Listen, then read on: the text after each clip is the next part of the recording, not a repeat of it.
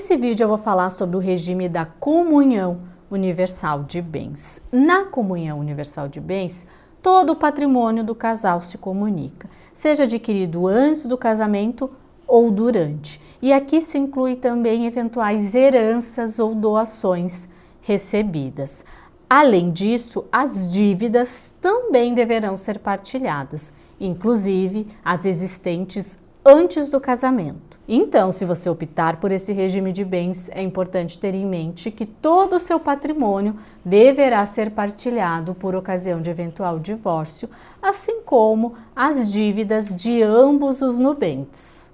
Se é isso que você quer para sua relação, se foi uma decisão pensada, tudo certo. Agora, se você está tomando essa decisão na emoção, é importante parar, ponderar e refletir melhor. Porque, por ocasião de eventual separação, não importa quem tinha mais patrimônio. O que importa é que tudo deverá ser partilhado. Portanto, é uma decisão importante e é preciso ponderar bastante antes de eleger o regime da comunhão universal de bens. Eu tive um cliente que se apaixonou por uma mulher lindíssima e resolveu que queria casar pelo regime da comunhão universal de bens. A família dele tinha muito patrimônio e, em vida, eles já fizeram lá a doação de várias terras. Só que lá pelas tantas, a esposa do meu cliente resolveu pedir o divórcio porque ela acabou se envolvendo com um amigo, enfim, e iniciou uma relação extraconjugal. E o meu cliente me procurou apavorado.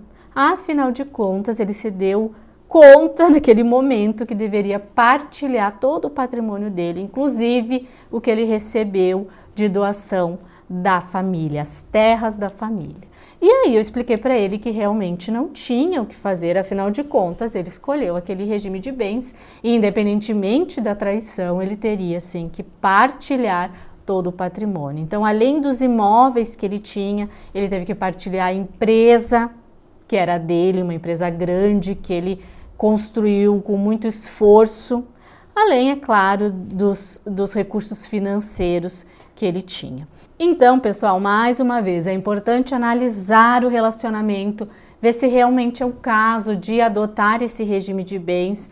Do contrário, temos outras tantas opções que podem se encaixar perfeitamente aos anseios do casal. E o que entra, afinal, na comunhão, no regime da comunhão universal de bens? Entra todo o patrimônio do casal, tanto os bens presentes como os futuros. Os bens adquiridos antes do casamento, os bens adquiridos durante o casamento e doações e heranças eventualmente recebidas por quaisquer dos cônjuges.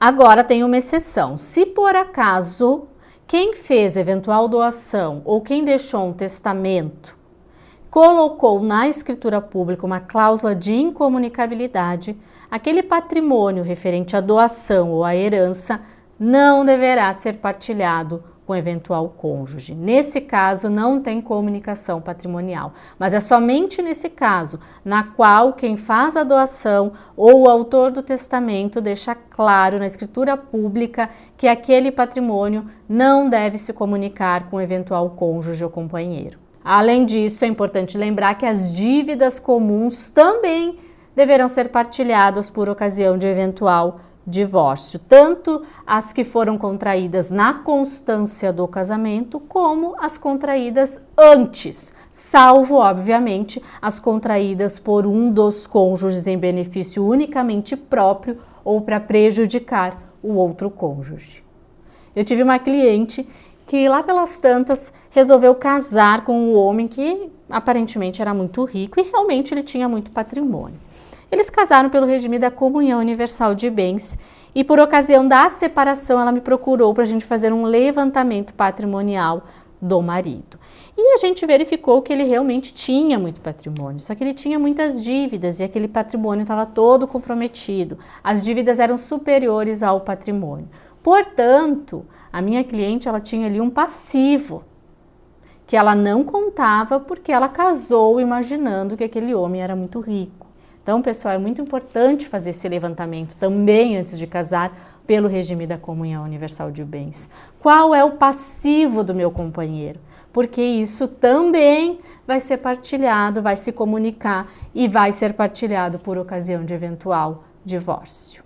E quais bens não entram na comunhão, que não devem ser partilhados por ocasião de eventual divórcio?